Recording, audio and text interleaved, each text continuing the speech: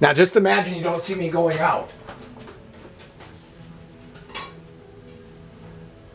Well, we just got done doing some painting upstairs, and lovely yellow for the bedroom.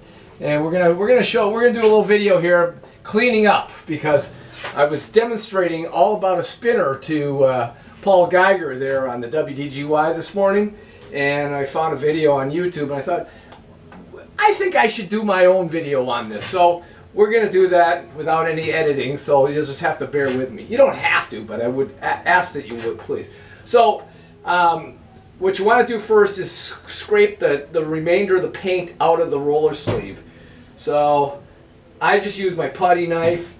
They have tools that have a curvature in them, or those knives that, like, for cutting carpet and stuff that are curved. Those too will work, but you want to be careful that when you're using that, it doesn't come down and cut your spleen out or something, because that's as they say is never good.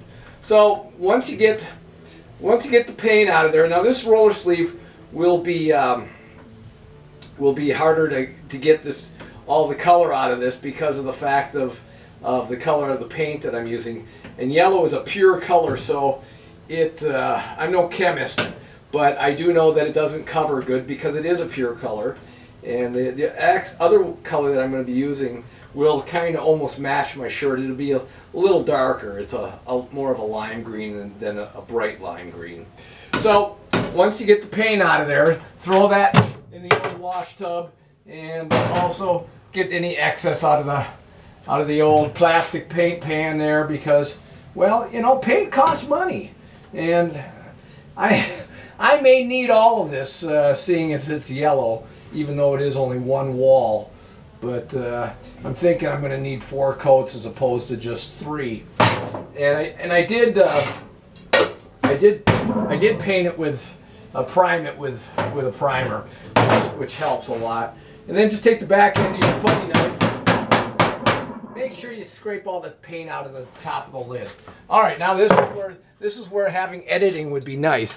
So you come over to the old wash tub there, and when I remounted my wash tub down here, I made sure that I did it up high enough. Should we have it crooked like that? Isn't that kind of dramatic? So, anyway, but that's nicer for the back if you're taller. Not that I'm that tall, but 5'10" nonetheless. So get that in there, clean off your putty knife. Make sure that you wipe it on your shirt or your pant leg, and then put it back in your pocket. Pull the sleeve off of the roller handle. Go along. Get the excess out of there. Nice warm water, certainly nice. If it's cold, doesn't work as good. But you can see that it's starting to clean out really rather quickly, due to the fact that we squeegeed out the paint from it. Oh look, you can see it already that it's really being quite effective. Now, instead of continuing to do this until all the paint is out, this is where you grab your spinner. Where is she? Couldn't resist that joke. So this is a spinner, and it just fits easily right over the sleeve there, and then you give it a spin, and it sprays all over the place when you're demonstrating this to make a video, but it helps to get the residual of the paint out of there in the water.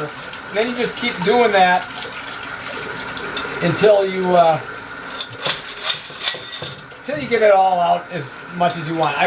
I won't bore you with all that, because, well, quite frankly, it is kind of boring. So also with the spinner, it's really nice, is I will take a wire brush to get the residual dry paint off of the bristles.